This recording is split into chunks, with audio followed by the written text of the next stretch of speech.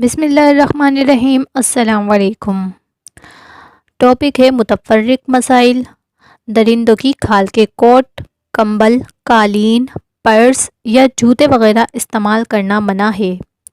حضرت ابو ملیح بن اسامہ رضی اللہ تعالیٰ عنہ اپنے باپ سے روایت کرتے ہیں کہ نبی اکرم صلی اللہ علیہ وسلم نے درندوں کی کھال استعمال کرنے سے منع فرمایا ہے۔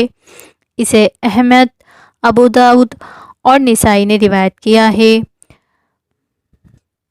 ختنہ کرنا، غیر ضروری بال صاف کرنا، ناخن کاٹنا اور مونچھیں کترانا سنت ہے۔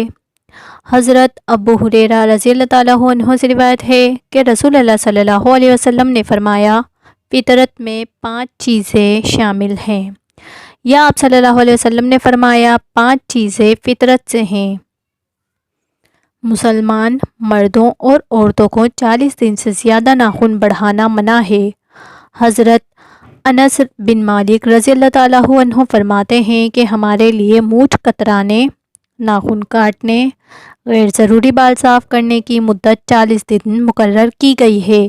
اسے مسلم نے روایت کیا ہے۔ رسول اکرم صلی اللہ علیہ وسلم نے داڑھی رکھنے اور مونچھیں صاف کرنے کا حکم دیا ہے۔ حضرت عبداللہ بن عمر رضی اللہ تعالیٰ عنہ کہتے ہیں کہ رسول اللہ صلی اللہ علیہ وسلم نے فرمایا، مشرکوں کی مخالفت کرو، داڑھی رکھو اور مونچھیں صاف کراؤ۔ اسے مسلم نے روایت کیا ہے۔ سو کر اٹھنے کے بعد 3 مرتبہ ہاتھ دھونے کے بعد کسی چیز کو ہاتھ لگانا چاہیے۔ حضرت ابو ہریرہ رضی اللہ تعالیٰ عنہ سے روایت ہے کہ رسول اللہ صلی اللہ علیہ وسلم نے فرمایا کہ آدمی سو کر اٹھے تو جب تک اپنے ہاتھ 3 مرتبہ نہ دھو لے، برتن میں نہ ڈالے، کیونکہ معلوم نہیں رات اس کا ہاتھ کہاں لگا۔ اسے مسلم نے روایت کیا ہے۔ مسلمان کا پسینہ اور بال پاک ہیں۔ حضرت انس بن مالک رضی اللہ تعالیٰ عنہ سے روایت ہے کہ حضرت سلیم رضی اللہ تعالیٰ عنہ رسول اللہ صلی اللہ علیہ وسلم کا بستر بچھا دیا کرتی تھیں۔ آپ صلی اللہ علیہ وسلم اس پر دوپہر کو آرام فرمایا کرتے۔ جب رسول اللہ صلی اللہ علیہ وسلم جاگتے تو سلیم رضی اللہ تعالیٰ عنہ آپ صلی اللہ علیہ وسلم کے پسینے اور بالوں کو ایک شیشی میں جمع کر لیتیں اور انہیں خوشبو میں ملا دیا کرتیں۔ اسے بخاری نے روایت کیا ہے۔ نیند سے اٹھنے کے بعد منہ ہاتھ دھوئے بغیر یا وضو کیے بغیر زبانی قرآن پاک تلاوت کرنا، ذکر کرنا یا دعا وغیرہ مانگنا جائز ہے۔